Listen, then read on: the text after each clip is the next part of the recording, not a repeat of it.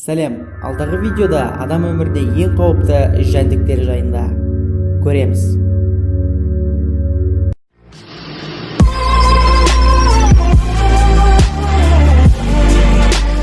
ЦЦ шыбыны Африканың субтропикалық, тропикалық аймақтарында Сахарада кездесетін шыбын жануарлар мен адамдарды ұйқысыздыққа әкелетін ауру таратады. Жер бетінде олардың 21 түрі бар.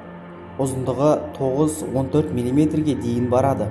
Африкада осы шыбынның кесірінен ұйқысыздық дертіне шалдыққан 500 адам қайтыс болды.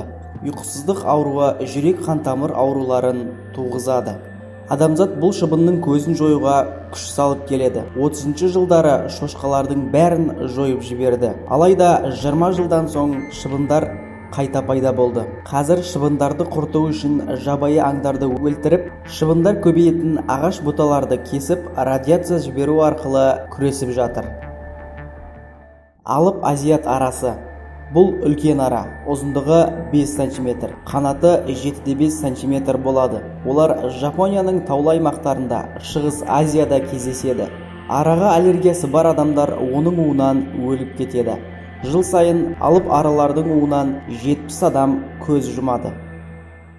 Сияфу құмырсқалары. Олар әдетте Шығыс, орталық Африкада, тропикалық Азияда мекендейді. Олардың 20 миллион түрі кездеседі. Қызығы, олар көрмейді. Феромондардың арқасында жүреді.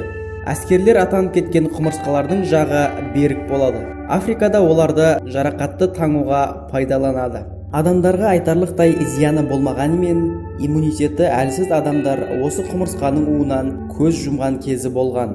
Мәліметтерге сәйкес, жыл сайын 20-50 адамға дейін құмырсқа уынан мерт болады. Құмырсқалар илеуін бұзған жағдайда осылай қатты шағып алады. Қоңыр дуана өрмекшісі. Олар қарабүйелер секілді нейтротоксиндер бөлмейді. Оларды шаққан жері бірнеше ай бойы жазыла қоймайды. Шаққан жері екпе инесінің ізіндей болады. Сондықтан көп адамдар аңғара бермейді. 2-8 сағат аралығында ғана шаққаны білінеді. Кейін қан құрамындағы удың көлеміне байланысты ұлғая береді. Олар кішкентай баланы не егде жастағы адамдарды шақса, уы қатты әсер етеді. Біздің каналға тіркеліп лайк басуды ұмытпаңыздар. Мына сұр қоңыраушаны бассаңыз, алдағы видеоларды жіберіп алмайсыздар.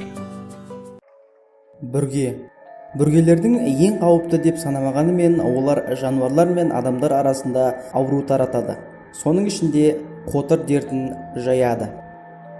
Африкалық аралар. Бұл аралар Бразилиядан Африкаға 1950 жылдары бал өндірісін қолға алу мақсатында әкелінді. Кейбір африкалық аралардың жергілікті европалық аралармен будандастырды.